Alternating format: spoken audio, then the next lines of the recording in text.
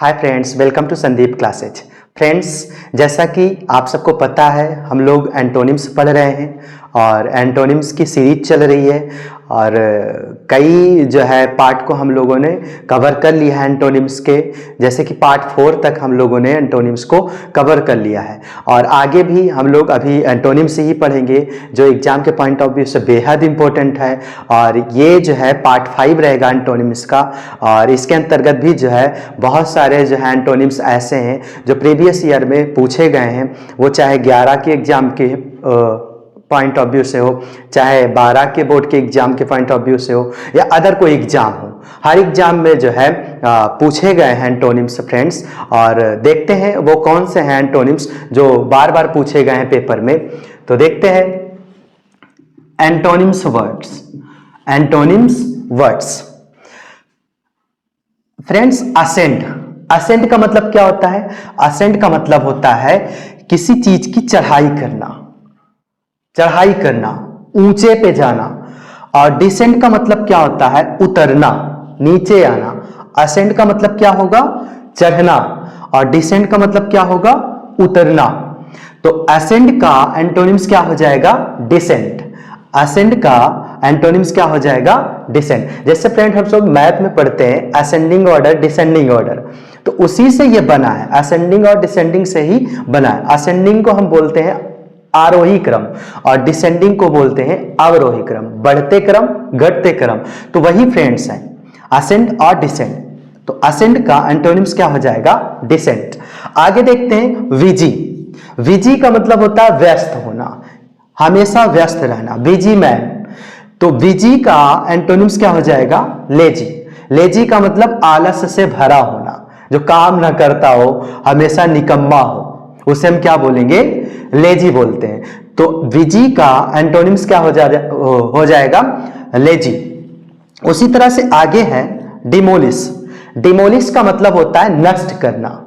Demolish का मतलब क्या होता है? नष्ट करना, डिस्ट्रॉय करना, बेकार करना, खराब करना। और इसका एंटोनिम्स क्या हो जाएगा? कंस्ट्रक्ट। कंस्ट्रक्ट का मतलब क्या होता है? क्रिएट करना, निर्माण करना, रिपेयर करना। तो डिमोलिश का एंटोनिम्स क्या हो जाएगा फ्रेंड्स? कंस्ट्रक्ट। आगे है इंटरेस्टिंग। इंटरेस्टिंग का मतलब क्या होता है? इंटरेस्टिंग का मतलब होता है रुचिकर, मजेदार, जिसमें आनंद आए, तो उसे हम क्या बोलेंगे? इंटरेस्टिंग। और इंटरेस्टिंग का एंटोनिम्स क्या हो जाएगा? अनइंटरेस्टिंग। इंटरेस्टिंग का एंटोनिम्स क्या हो जाएगा? अनइंटरेस्टिंग, जिसमें रुचि ना हो, मजा ना आए, आनंद ना आए, जिन चीज को करने में या जिन काम को करने में मजा ना आए, उसे हम क्या बोलेंगे? अनइंटरेस्टिंग, अरुचिकर। उसी तरह से आगे है ऑप्टिमिस्ट। ऑप्टिमिस्ट का मतलब क्या होता है? ऑप्टिमिस्ट का मतलब होता है आशावादी। ऑप्टिमिस्ट का मतलब क्या हो जाएगा फ्रेंड्स? आशावादी। और इसका जो है एंटोनिम्स क्या हो जाएगा? पैसिमिस्ट। पैसिमिस्ट का मतलब क्या हो जाएगा? निराशावादी। पैसिमिस्ट का मतलब क्या हो जाएगा? निराशावादी। तो ऑप्टिमिस्ट का एंटोनिम्स क्या है? पैसिमिस्ट। उसी तरह से आगे है डीप। डीप का मतलब होता है गहरा। डीप का मतलब क्या हो जाएगा? गहरा। और इसका एंटोनिम्स क्या हो जाएगा? हाई।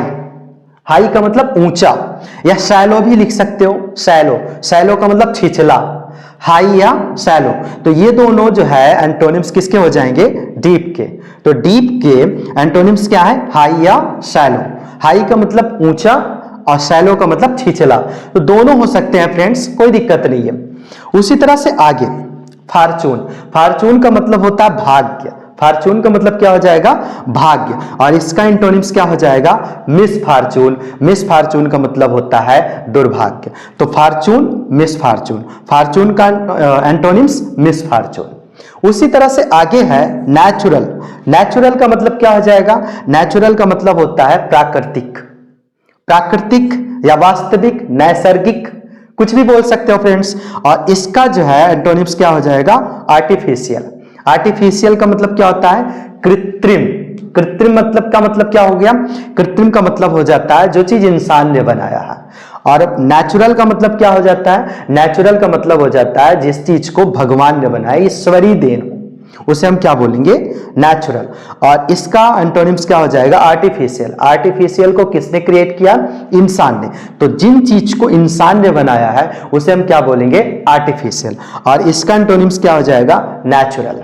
नेचुरल के कई अर्थ हो सकते हैं, जैसे कि प्राकृतिक हुआ, नैसर्गिक हुआ, वास्तविक हुआ, और इसका जो है आर्टिफिशियल हो जाएगा एंटोनिम्स। उसी तरह से आगे फेलर। फेलर का मतलब होता है असफलता पाना, विफलता पाना, निराश होना, तो उसे हम क्या बोलेंगे, फेलर। और इसका एंटोनिम्स क्या हो जाएगा, सक्सेस। सफलता पाना, सफलता पाना, उसे हम क्या बोलेंगे, सक्सेस। और सक्सेस का एंटोनिम्स क्या हो जाएगा, फेलियर। सक्सेस का एंटोनिम्स क्या हो जाएगा, फेलियर। उसी तरह से आगे है वाइटल। वाइटल का मतलब फ्रेंड्स क्या होता है, महत्वपूर्ण। वाइटल का मतलब क्या हो जाएगा, महत्वपूर्ण। और इसका एंटोनिम्स क्या हो जाएगा, अनइम्पोर्टेंट, जो महत्वपूर्ण ना हो। अनइम्पोर्टेंट, जो महत्वपूर्ण ना हो। आगे है इजी। इजी, इजी का मतलब क्या होता है, इजी का मतलब होता है आसान। और डिफिकल्ट का मतलब क्या हो जाएगा, डिफिकल्ट का मतलब होता है कठिन। डिफिकल्ट का मतलब कठिन या हार्ड। उसी तरह से आगे है एक्सेप्ट। एक्सेप्ट का मतलब क्या हो जाता है, एक्सेप्ट का मतलब होता है अलाउ। अलाउ का मतलब स्वीकार करना। और इसका एंटोनिम्स क्या हो जाएगा, रिजेक्ट। रिजेक्ट भी कह सकते हो, रिफ्यूज भी कह सकते हो, डेनी कह सकते हो। इन सब चीजों का मतलब क्या हो जाएगा, मना करना। और एक्सेप्ट का मतलब क्या हो जाएगा, स्वीकार करना। तो एक्सेप्ट का एंटोनिम्स क्या हो जाएगा, रिजेक्ट।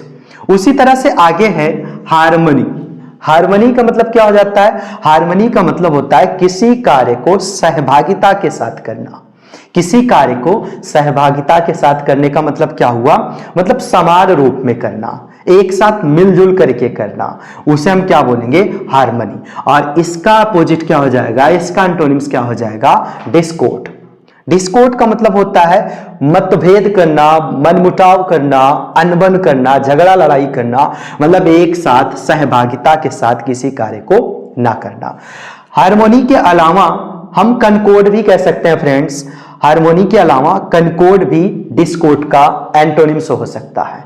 तो मान लीजिए बाय द वे अगर एग्जाम में हार्मोनी ना हो तो उसकी जगह पे कनकॉर्ड हो, तो कनकॉर्ड का एंटोनिम्स क्या हो जाएगा, डिस्कॉर्ड। तो हार्मनी का जो है कनकॉर्ड जो है सिनोनिम्स है, और हार्मनी या कनकॉर्ड का जो है एंटोनिम्स डिस्कॉर्ड हो जाएगा। उसी तरह से आगे है कीन। कीन का मतलब क्या हो जाता है, कीन का मतलब होता है उत्सुकता होना, उत्साहित होना। और इसका अपोजिट क्या हो जाएगा, डल। डल या लेजीनेस भी कह सकते हो। तो कीन का एंटोनिम्स क्या हो जाएगा, डल। डल या स्लो, मंद होना। और कीन का मतलब उत्साहित होना, उत्सुकता होना। उसी तरह से आगे है सिंपैथी। सिंपैथी का मतलब क्या हो जाता है, सहानुभूत। सिंपैथी का मतलब सहानुभूत का मतलब क्या हो जाता है, किसी के प्रति जो है पिटेबल होना, मीन्स जो है दया दिखाना, दयनीय भाव रखना, उसे हम क्या बोलेंगे, सिंपैथी। और सिंपैथी का एंटोनिम्स क्या हो जाएगा, एपैथी। उदासीनता, दया ना दिखाना, एक तरह से क्रूरता उत्पन्न करना, निर्दयी होना। तो सिंपैथी का एपैथी हो जाएगा एंटोनिम्स। उसी तरह से आगे है बूस्ट। बूस्ट का मतलब होता है बढ़ावा देना। बूस्ट का मतलब क्या हो जाएगा फ्रेंड्स, बढ़ावा देना। और इसका जो है एंटोनिम्स क्या हो जाएगा, हाइंडर। हाइंडर का मतलब क्या हो जाता है, बाधा उत्पन्न करना। हाइंडर का मतलब क्या हो जाएगा, बाधा उत्पन्न करना। तो बूस्ट का एंटोनिम्स क्या हो जाएगा, हाइंडर। बूस्ट का एंटोनिम्स क्या हो जाएगा, हाइंडर। आगे है कॉम्प्लिकेटेड। कॉम्प्लिकेटेड, कॉम्प्लिकेटेड का मतलब क्या हो जाता है, कॉम्प्लिकेटेड का मतलब होता है कठिन। कॉम्प्लिकेटेड का मतलब क्या हो जाएगा, कठिन, टफ, हार्ड। और सिंपल का मतलब क्या हो जाएगा, साधारण। सिंपल का मतलब क्या हो जाएगा, साधारण। तो कॉम्प्लिकेटेड का एंटोनिम्स क्या हो जाएगा फ्रेंड्स, सिंपल। कॉम्प्लिकेटेड का एंटोनिम्स क्या हो जाएगा, सिंपल। उसी तरह से आगे है हैप्पी। हैप्पी का मतलब क्या हो जाता है, हैप्पी का मतलब होता है प्रसन्न। हैप्पी का मतलब चीरफुल, प्रसन्न। इसका एंटोनिम्स क्या हो जाएगा, सैड। सैड का मतलब क्या होता है? दुखी होना। तो हैप्पी का एंटोनिम सैड भी हो सकता है, हैप्पी का एंटोनिम्स अनहैप्पी भी हो सकता है, तो कुछ भी लिख सकते हो फ्रेंड्स। उसी तरह से आगे लास्ट है बेस।